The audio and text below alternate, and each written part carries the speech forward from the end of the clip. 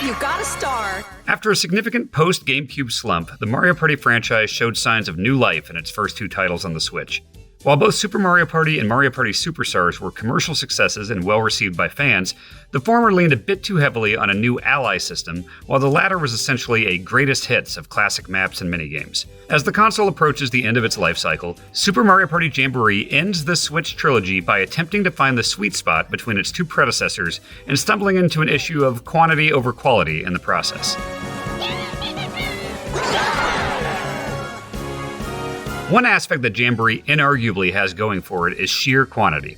Nintendo touts this entry as having the most playable characters, 22, and most minigames, 112, in any Mario Party ever. A big roster isn't necessarily a bad thing, although I have one nitpicky complaint about Bowser's inclusion. I've got no beef with the man, he's been a playable mainstay since the SNES after all. It's just the fact that him being playable means that the Bowser that appears as the antagonist throughout the maps and modes is constantly referred to as Imposter Bowser, which feels a little ham-fisted and unnecessary. Just take him off the playable roster or have some new placeholder villain. We don't need a fake Bowser with spooky purple lines and PlayStation symbols surrounding his body all the time. With that important complaint out of the way, let's get to the party. It's been a while since we've been treated to great original maps. Super Mario Parties were lackluster, and Mario Party Superstars featured 5 solid ones, but they were all from the Nintendo 64 era. Jamboree's offerings are a satisfying mix of 5 new maps and 2 returning favorites. The 5 new maps are better than Super Mario Party's offerings, with the standouts being Roll'em Raceway and Rainbow Galleria. Only 2 retro maps made their way in, but I'm very happy with the returning Mario's Rainbow Castle, the first Mario Party map, and Western Land from Mario Party 2. Each new map has a gimmick, of course. Mega Wiggler's Tree Party features the perpetually sleeping or pissed off Wiggler in the center, and you can ring a bell to move him around and create new paths. Goomba Lagoon surrounds a volcano that erupts and creates dangerous spots, as well as a tide that ebbs and flows to obscure parts of the board. Roll'em Raceway puts your characters into race cars, which could trigger some Mario Party 9 and 10 flashbacks, but it's actually done well this time. Rainbow Galleria is a 3-story mall that has you going up and down escalators and collecting stamps for coin rewards. King Bowser's Keep, manned by the aforementioned and stupid Imposter Bowser, has players navigating perilous conveyor belts and attempting to open a vault of potential riches. The 2 retro maps feature minor tweaks and changes, but are mostly prettier versions of the classic maps you remember. Games in the traditional party mode will feel familiar to anyone who has ever played the series. You'll pick your characters, set the turn count, and get to collecting coins in the effort to gain more stars than the others. You know, Mario Party. There are a couple nice changes and additions, like the timeline at the bottom of the screen that lets you know the order of turns and board events, but the biggest tweak to the usual format lies in the Jamboree Buddies and Showdown minigames. Jamboree Buddies are characters from the series that will appear on the board at various points during a game. If you can get to them in time, they disappear after a few turns, you'll trigger a Showdown minigame for everyone in which the winner gets the Jamboree Buddies company for the next several turns. These minigames are significantly longer and more involved than the traditional ones. Wario puts the players through a lengthy game show segment, Mario presents a 3-game gauntlet composed of standard minigames, and Donkey Kong triggers a bongo-based rhythm game that gives each player time for their own solo. Some are a lot of fun, like Yoshi's platforming race or Daisy's coin collecting challenge. Others tend to drag and go on far longer than you would expect. Between these Showdown minigames, duel games, versus minigames, item games, and more, that 10-turn game you selected might feel more like 20-plus turns by the time you're done. If you win the Jamboree Buddies company, benefits can range from inconsequential to game-changing. DK can launch you to random spots on the board, Luigi helps you roll bigger numbers, and Bowser Jr. can set traps for your enemies, for example. But the biggest potential boon is their ability to let you purchase 2 stars at one time.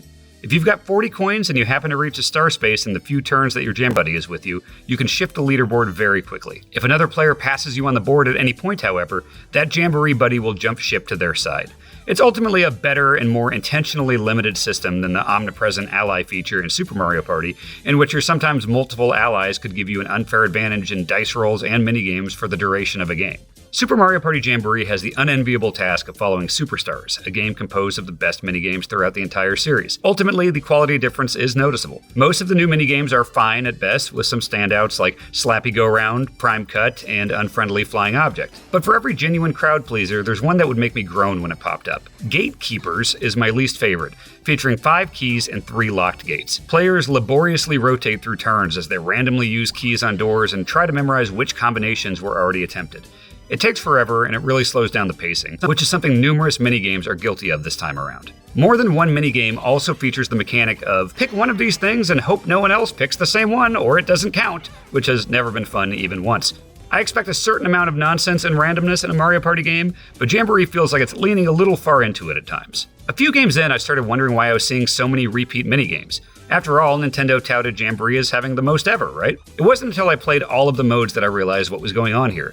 Sure, there are 112 minigames, but almost 50 of them are exclusive to side modes that you might play once or twice and be done with. So that 112 is almost halved if you're spending most of your time in the party mode, which is what I assume most players will want to do. From a hot air balloon that hovers over the various islands of Jamboree, you can select between the other modes. Those range from decent distraction to, why did they include this? 3 waggle-based modes lie on Motion Island. Paratroopa Flight School feels like a bad Wii experiment. It has you and an optional second player flapping your Joy-Con wielding arms to soar around the map to collect coins and Parabiddy Buds, or participate in a wonky Crazy Taxi-like delivery game. It is not fun. Rhythm Kitchen supports up to 4 local players and offers some genuinely fun minigames based on cooking and rhythm, but wrapped in a vaguely scored chef battle format. I really wish the minigames from Rhythm Kitchen had been incorporated into the standard party pool, as there are some good ones in here, but this mode will not be getting a lot of play in my house. Toad's Item Factory feels like an early iPhone game and has you tilting and rotating your Joy-Cons in an effort to guide a ball into a hole. I'd imagine most people will play this once, and I'd have greatly preferred a handful of new minigames in the party mode instead of this edition. A real eyebrow-raising tease in the trailers for Jamboree was the mention of a mode that supports 20 players. That would be the Koopathlon, which puts 20 live players, or bots depending on how full your game is, onto a racetrack. You advance by collecting coins in various minigames, all of which are exclusive to this mode.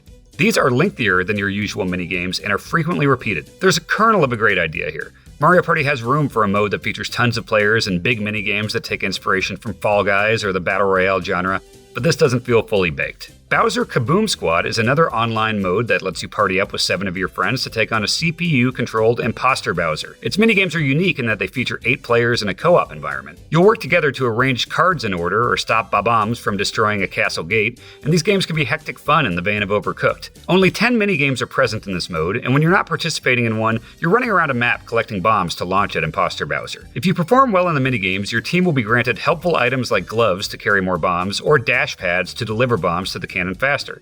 It's fun if you get a group together, but I really can't imagine how often people are going to be calling up 7 friends for a round of Bowser Kaboom Squad. The modes don't end there. Minigame Island features numerous ways to play the full assortment of minigames, including a free play, daily challenge, and a playlist of only showdown minigames. Party Planner Trek is a single-player mode that has you completing tasks, playing minigames against CPU opponents, and collecting mini-stars as you explore the 5 new maps. A lot of this ends up feeling like bloat. Having more modes can be a good thing, but I feel like the amount of mode-exclusive minigames encroaches on how much I enjoyed the core party mode. It's like Nintendo wanted to cram as much in to make this a fun experience even if you're solo or have only one friend over, but Mario Party has always thrived when you're in a room with 3 buddies. There are so many great solo and 2-player experiences across every console. That's not what I'm looking for in Mario Party. Plenty of fun ideas are present in each mode, but if they were incorporated into the main party mode, I feel like this would be a much more appealing total package. Some of the moves they made to increase longevity are appreciated. As you play, you'll accumulate party points, which you can spend on an expanding assortment of stickers, music tracks, and reactions. There's even a battle pass-like system, don't worry, you can't spend money on it, that has you unlocking new rewards as you rank up your player level. Many new elements are attempted in Super Mario Party Jamboree, and unfortunately, I feel like a lot of them are unwelcome. The new modes are largely duds, the tantalizing promise of 20-player online falls a bit flat, and several of the new minigames are a slog. That said, the new maps are the best original ones in many years, and Jamboree promises to still be a blast when you've got some friends over.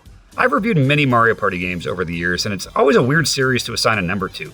During the review period, you get to play the occasional online session with Nintendo reps and fellow Games Media members, but a lot of time is spent exploring the maps and minigames solo. In this form, the faults of the game are laid bare and you see it with clear eyes. But once you grab a few close friends and you're laughing with it over a few beers, the deeply flawed game turns into a raucous night of camaraderie and laughter. Jamboree is no more or less nonsense than any Mario Party, and it's one I'll still be playing a ton despite its flaws.